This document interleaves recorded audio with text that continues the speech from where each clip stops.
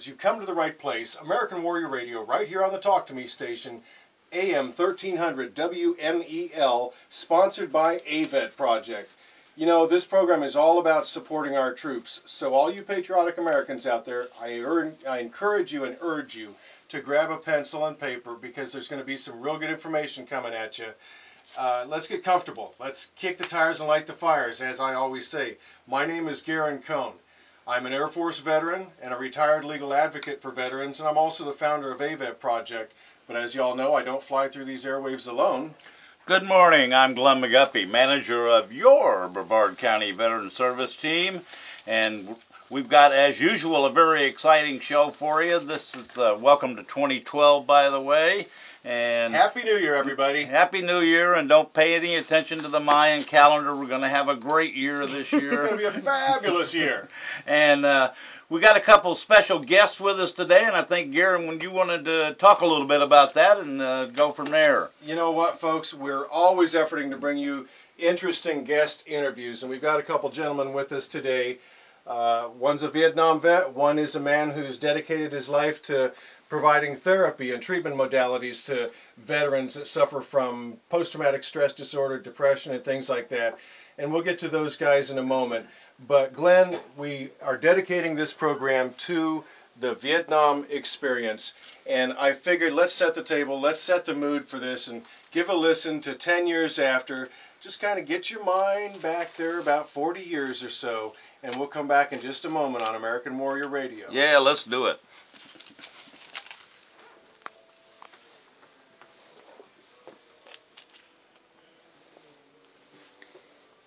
I can't.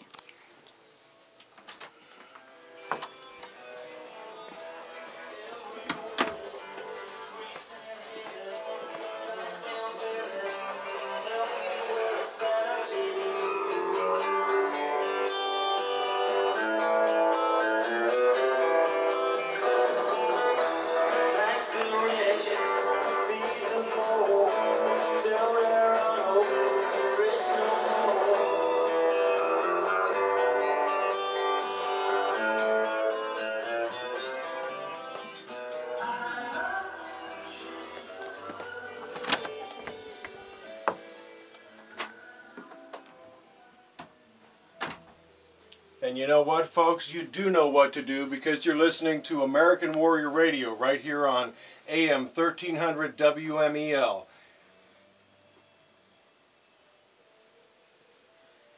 And you know, folks, you do know what to do, because you're listening to American Warrior Radio right here on AM 1300. And as I mentioned, we're going to talk about presumptive service-connected disorders related to Agent Orange exposure. Glenn, what does all that mean? Well, a presumptive is something that the VA has recognized through scientific and medical evidence that meets the criteria of being overwhelming enough to say, okay, well, that we'll just do that. If you're afflicted with something that's on the presumptive disease list, and today we're just going to talk the Vietnam experience, as Garen has said, then you file a claim for that, and you're going to get service connected for it. The only question will be how severe is it, which will guide what percentage of disability that you end up getting. And so we'd like to go through that list for you, and I've kind of broken it down. But Glenn, what caused these things? Because these are 15 nasty diseases and disorders. Well, that's right, and what's caused them, and that's a good point. We ought to express that first. What's caused them is exposure to Agent Orange. And exposure is, when it first started out in the VA system, you had to prove you were at certain places at certain times when spraying operations were going on, yada, yada, yada. And this was that defoliant, Agent Orange. That's right. To break open those spaces and reveal the enemy so that our troops could get at it. Yeah, kill off the foliage so that they had no place to hide, so to speak, and come up on you undetected, and because we didn't have all the technical apparatus we've got nowadays to see people in the dark and everything else like that. And one of our guests is going to speak to that here in just a bit. But, okay, so if you had boots on the ground in Vietnam, and again, there's a list of a number of different ways that you could have gotten exposed by being off the shores of Vietnam on various naval vessels and what have you. But once you have boots on the ground or that exposure, and one of these conditions comes up, you said they can get service connected. That's right. Pretty much a no-brainer, we call it in the office. And let's talk to the exposure just a little bit, because there are some other variants to that. And as Garen alluded to, there's a whole list of ships that went quote-unquote upriver and/or docked at some of the harbors in Vietnam.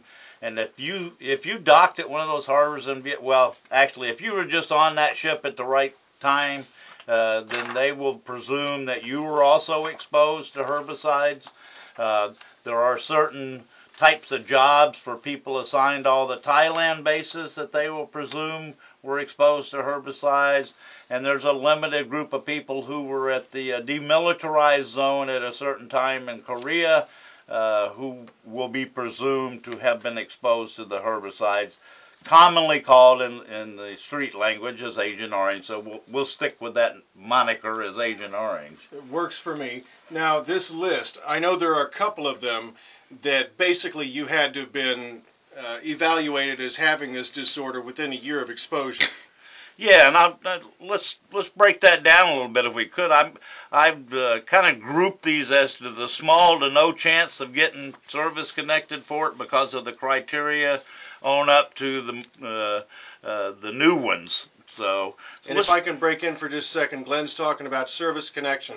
That means the VA is going to pay you disability compensation based on the fact you've got the diagnosis of one of these disorders. That's right. And again, as I said, how much they pay you is going to depend on how severe that problem is today, currently.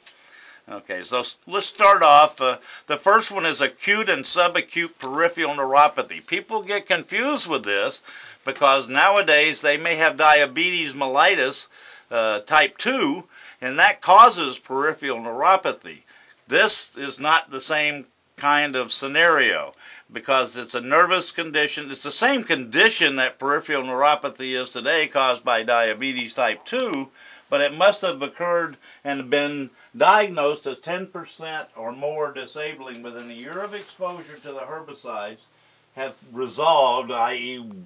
it went away, it wasn't a problem anymore after 2 years, and now it's come back today.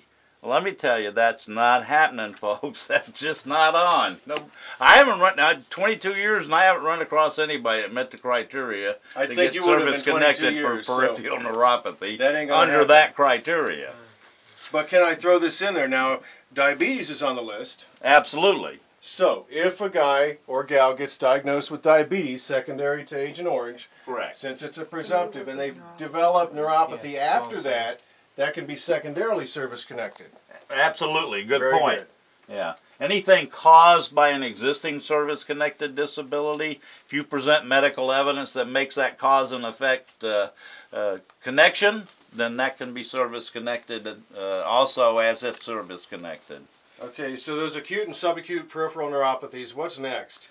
Well, the next small to no chance is chloracne. Skin disorder, right? Yeah, it's a skin condition similar to teenage acne that